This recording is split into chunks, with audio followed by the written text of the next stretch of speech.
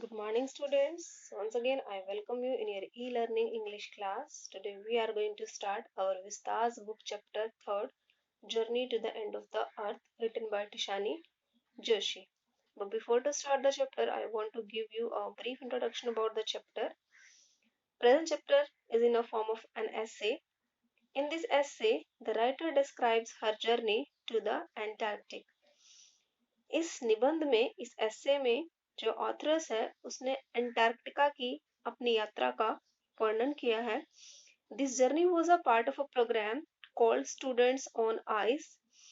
इस यात्रा में एक कार्यक्रम जिसका नाम क्या है, बर्फ पर विद्यार्थी था, उसका एक भाग है ये. It aimed at teaching students about the importance of preserving the environment.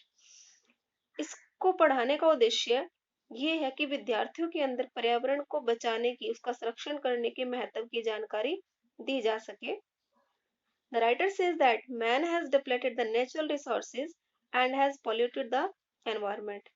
लेखिका ये कहती है कि मनुष्य ने जितने भी प्राकृतिक साधन है उनका संशोधन कर लिया है, उनको पूरी तरह से खत्म कर दिया है, जिसकी वजह से पर्यावरण प्रदूषित हो रहा है. It has resulted in global rise in temperature, और जिसकी वजह से जो भूमंडलीय तापमान है उसमें वृद्धि हो रही है. This will have serious effects, जिसकी वजह से बहुत भयानक परिणाम सामने आ रहे हैं. The Antarctica is the best place to study the past, present and the future of the earth. और अगर हमें धरती के भूतकाल, वर्तमान और भविष्य का अध्ययन करना है तो उसके लिए अंटार्कटिका एक सर्वोत्तम स्थान है. So now guys, let us start the detailed explanation of the chapter. So for the same, open your textbook. And as we already did, we already marked the difficult words and the phrases.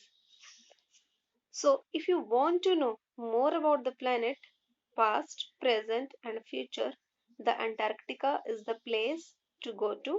Bon voyage. ऑथरस ये कहती है कि यदि आपको पृथ्वी के भूतकाल, वर्तमान और भविष्य के बारे में अधिक से जानना है तो यह जानने के लिए अंटार्कटिका सही जगह है. उत्तरी प्रायद्वीप की यात्रा. Early this year, I found myself aboard a Russian research vessel. The author is saying कि इस साल की शुरुआत में मैंने अपने आप को एक रूसी रिसर्च जहाज पर पाया. That is the academic Shalsky. और उस जहाज का नाम क्या है, academic Shalsky. हेडिंग टूवर्ड्स, और वो जहाज किसकी तरफ हेडिंग करना है, हेडिंग करना, बढ़ना, किस तरफ बढ़ रहा है. द कोल्डेस्ट, सबसे ठंडा. द ड्राइएस्ट, शुष्क. विंडिएस्ट, सबसे तेज बहने वाली, तेज हवाओं वाला महाद्वीप. और वो महाद्वीप कौन सा है, Antarctic. My journey began 13.09 degree north of the equator in Madras.